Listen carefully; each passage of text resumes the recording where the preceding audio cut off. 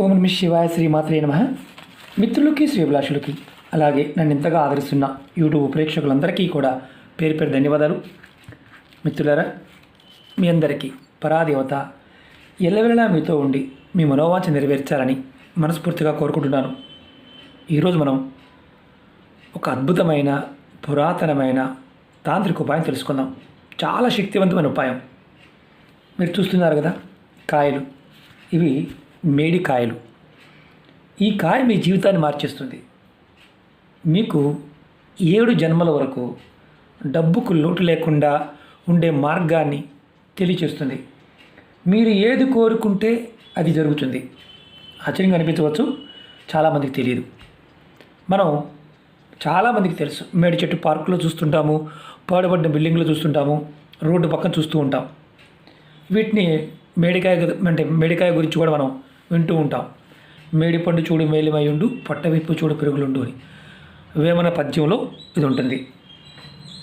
మన సనాతన ధర్మంలో ఆయుర్వేద పరంగా మేడి చెట్టుకి విశేషమైన స్థానం ఉంది. మేడి చెట్టు నుంచి కళ్ళు తీస్తారు, ఆయుర్వేద మందుల్లో వాడతారు.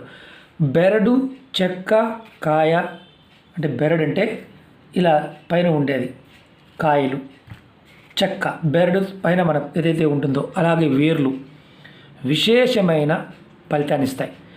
అంతకుముందు మన వీడియోలో కూడా ఎన్నో ఉపాయాలు చెప్పాను. మీరు ఎవరైనా సరే మేడి పువ్వు చూసారా? ఇది చాలామందికి తెలియదు. మేడి పువ్వు వస్తుందని కూడా చాలామంది తెలియదు. చూసిన వారు ఉంటే ఖచ్చితంగా కామెంట్ చేయండి. ఎందుకంటే నేను అంతకుముందు మేడి పువ్వు మీకు చూపించాను, ఆ వీడియో లింక్ కూడా పెడతాను. ఎవరైతే మేడి పువ్వు చూస్తారో, మేడి పువ్వుని చూసిన వారు ఎవరైనా సరే వారు అదృష్టవంతులు, యోగ్యులు అని శాస్త్రం చెప్తుంది. ఎందుకంటే మేడి పువ్వు రాత్రిపూట విచ్చుకుంటుంది. అసలు మేడి పువ్వు రాదనేవారు చాలామంది ఉంటారు. ఈ సహజంగా కాయలు వచ్చేస్తాయి అంటారు. కాదు, నేను చూపిస్తాను. ఇలా కాయలు రావడానికి ముందు 20 రోజుల నుంచి నెల రోజుల సమయంలో ఈ కాండానికి పువ్వు వస్తుంది. ఆ పువ్వు వచ్చిన నెల రోజులకి, అంటే 20 నుంచి నెల రోజుల తర్వాత కాయలు వస్తాయి. చాలామంది తెలియదు. ఇది సంవత్సరంలో 2 సార్లు వస్తుంది. ఎలా అంటే సెప్టెంబర్, అక్టోబర్ మాసంలో, అలాగే మళ్ళీ మే నెల, మార్చి నెల మధ్య మాసంలో 2 సార్లు పువ్వు వస్తుంది. చాలామంది తెలియదు. మేడి పువ్వు చూశారు, వారి జీవితంలో అదృష్టవంతుల కింద లెక్క. ఆ వీడియో కూడా నేను మీకోసం చేశాను అంతకుముందు. ఆ వీడియో లింక్ కూడా పెడతాను. ఈరోజు ఈ మేడి చెట్టుతో విశేషమైన ఫలితాన్ని ఎలా పొందాలో చెప్తాను. అంటే ఈ పర్టికులర్గా ఈ సమయంలో ఎందుకు చెప్తున్నాను అంటే, అమావాస్య మనకి సెప్టెంబర్ 6 మార్నింగ్ 7:38 నుంచి మంగళవారం అంటే రేపు ఉదయం 6:21 వరకు ఉంటుంది. దీన్ని భౌమావతి అమావాస్య అంటారు. భౌమావతి అమావాస్య. ఇప్పుడు ఈ సమయంలో విశేషమైన శక్తి ఉంటుంది. రేపు అమావాస్య వెళ్ళిన తర్వాత మీరు మేడి చెట్టుతో కొన్ని ఉపాయాలు చెప్తాను. అవి మీరు ఏది చేయగలిగితే అది చేయండి. అదృష్టం మీ వెంటే ఉంటుంది. మనకి అత్యంత శక్తివంతమైన పరిహారాలు, 100కు 100% ఫలితాన్ని ఇచ్చే పరిహారాలు ఇవి. ప్రయత్నపూర్వకంగా చేయండి. ఎందుకంటే మేడి చెట్టుకి నారాయణుడి వరం కూడా ఉంది, లక్ష్మీ నరసింహస్వామి వరం కూడా ఉంది, వరదానం. అలాగే మేడి చెట్టు కింద చనిపోయిన వారిని తీసుకువెళ్ళరు.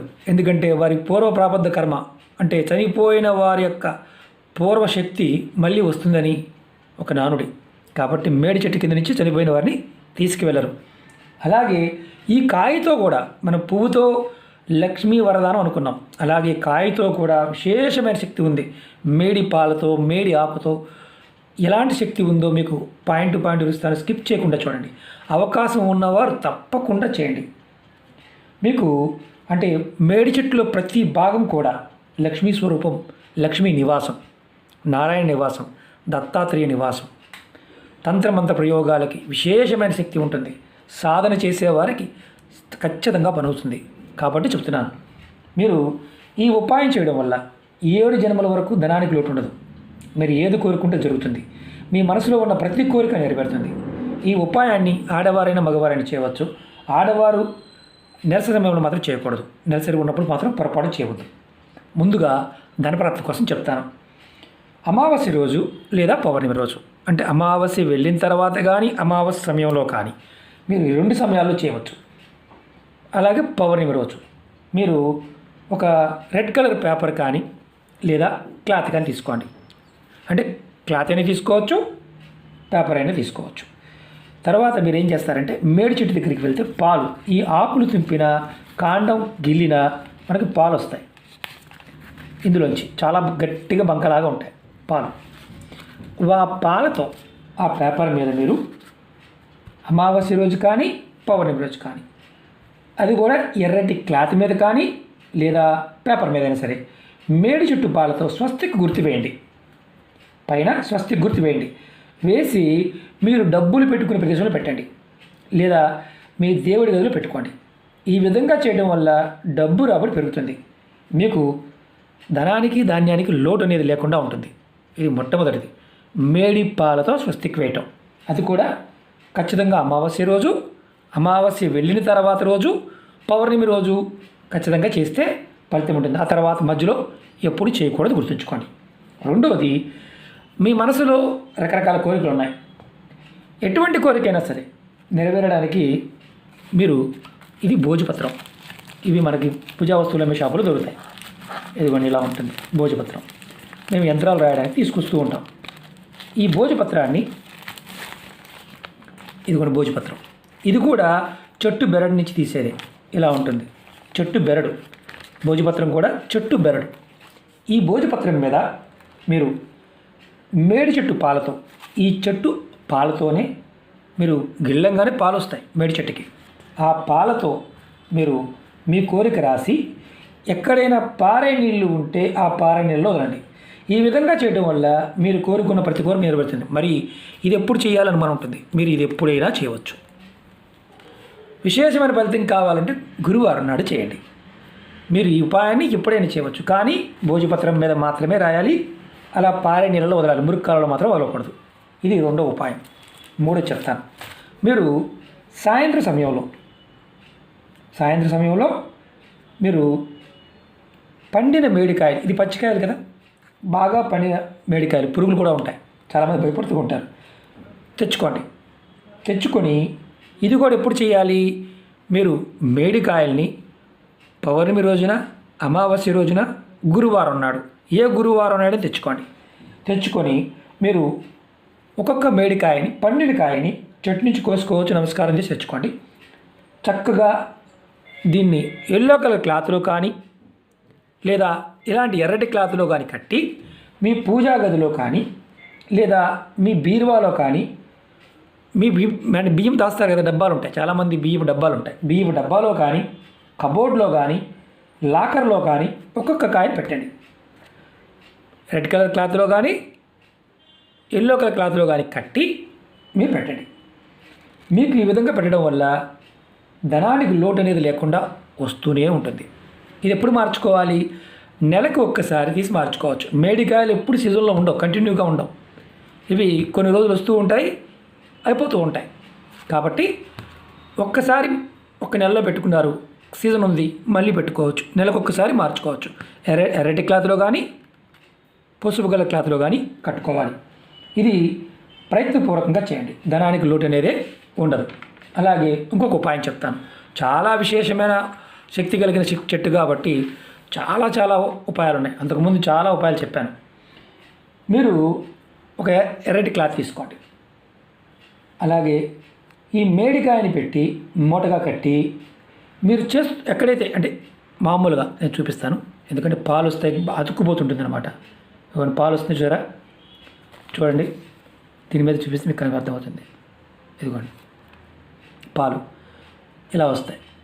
మనం చెట్టు దగ్గరికి వెళ్ళి కాయలు తీసుకున్న పాలు వస్తాయి. పేపర్ మీద కూడా స్వస్తిక్ ఏమని చెప్పారు కదా, ఇదిగోండి కనిపిస్తుంది కదా, పాలు వస్తాయి. మీరు ఇలాంటి కాయ తీసుకొని ఇలా క్లాత్లో కట్టి మీరు పనిచేసే ప్రదేశంలో కానీ, షాపులో కానీ, ఆఫీసులో కానీ, ఇంట్లో అయినా సరే పెట్టుకోండి. ఈ విధంగా పెట్టడం వల్ల మీరు చేసే ప్రతి పనిలో అభివృద్ధి కనిపిస్తుంది. అలాగే వ్యాపారంలో లాభాలు వస్తాయి. ప్రయత్నపూర్వకంగా చెక్ చేసుకోండి, మంచి ఫలితాలు వస్తాయి. ఇది మీరు ఇదే రోజు చేయాలి, గురువారం నాడు, ఆదివారం నాడు, అమావాస్య, పౌర్ణమి, పర్వదినాల్లో ఎప్పుడైనా చేయవచ్చు. ఈ ఉపాయాన్ని. అలాగే మీరు ఎవరైతే అమావాస్య నాడు కానీ పౌర్ణమి రోజు కానీ మేడికాయని ఇంటికి తెచ్చుకొని విధి విధానంగా పూజ చేసి, అంటే ఇలా కాయ తెచ్చుకున్నాం, పూజా మందిరంలో పెట్టాం, దీపం ధూపం చూపించాం, నైవేద్యం సమర్పించాం, తర్వాత ఆ కాయని ఇంట్లో మీ పూజా మందిరంలో కానీ ఎక్కడైనా పెట్టుకుంటే వారికి జీవితాంతం ధనానికి సంబంధించి ధాన్యానికి సంబంధించి లోటు అనేది లేకుండా ఉంటుంది. ఆశ్చర్యంగా ఉంది కదా, అంత శక్తి మేడికాయలో ఉంది.